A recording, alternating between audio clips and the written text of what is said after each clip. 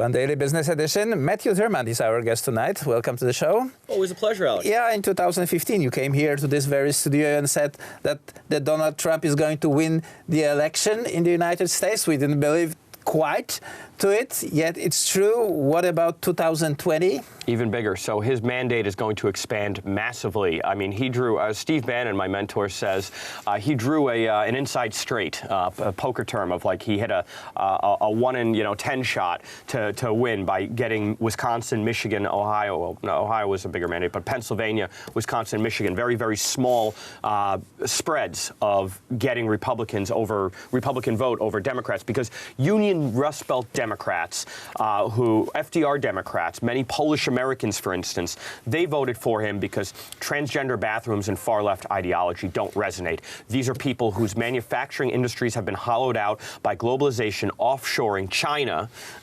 and that what Trump was saying, economic nationalism, fighting for the American worker, bringing manufacturing back to the Rust Belt, places like Ohio, Pennsylvania, Michigan, Indiana, Wisconsin, Minnesota. He's done it. I mean, he's actually he's making progress on his promises. He's securing the border. He's fighting for American taxpayers, whether it's NATO or whether it's manufacturing. He's fighting against China, whether it's the dumping of goods or the intellectual property theft or the manufacturing racing to the bottom in labor costs. He's fighting for all this, and the results are tangible. Household income in the United States is the highest it's ever been, $66,000 a year, up $5,000 in 3 years. In Obama's 8 years, it was up $1,000. The joblessness is at its lowest rate in American history, including blacks and Hispanics. The securing the border, nobody's happier than Hispanics who have the right to vote, who are legal, who are American citizens, in voting for a president who's going to secure the border and secure their job opportunities so that they can get their wages that don't stagnate, as opposed to being undercut by illegals who cross the border and will work for half the wage that legal Americans who have to pay legal taxes are willing to work for. So all of these things are leading to a dynamic where I think in 2020, biggest landslide since Ronald Reagan, 1984. Ronald Reagan won every single state except Minnesota, where his opponent Walter Mondale was from. The irony is that now Trump will win Minnesota as well. He only lost it by 1 point or so in the last election. I suggested he would win it. Now he will win it. Wisconsin, Michigan, Western Pennsylvania will be much bigger mandates, much bigger. Instead of 10, 20, 30, 40,000 votes, he's going to win by hundreds of thousands of votes in these states.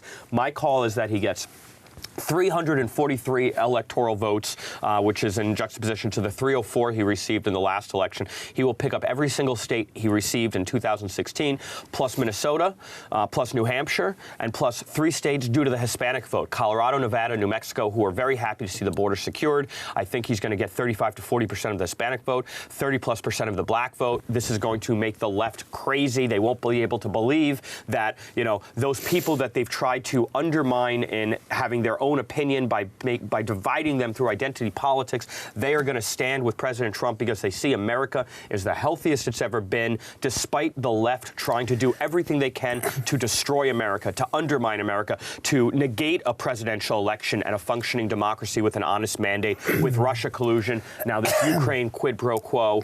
He's a racist. Let's move away of this BS that's going to be fed through the mainstream media in the United States. Alex, so much BS. Right, but let us focus on China and why Donald Trump is taking on China. We've heard for years that this is beneficial for America, the moving away of the factories. The Americans will design apples and Chinese will produce them, and financial elite from New York will benefit of that. Well, they will. So the rise of China and the globalization, the breaking down of sovereign borders economically, the way capital flows across borders without any penalties, that is good for 2 cohorts. That is good for the owners of the factories, for the manufacturing elite, for the multinational corporations who are very happy to race to the bottom in labor costs, to see wages go down and down and down because that's their biggest cost input. So they offshore jobs to China. And on the flip side, the second derivative effect of the benefit of the manufacturers is the Wall Street elite, the financial elite, who are their bankers, who are the ones who manage their capital for them. It's to their benefit as well. You know who loses?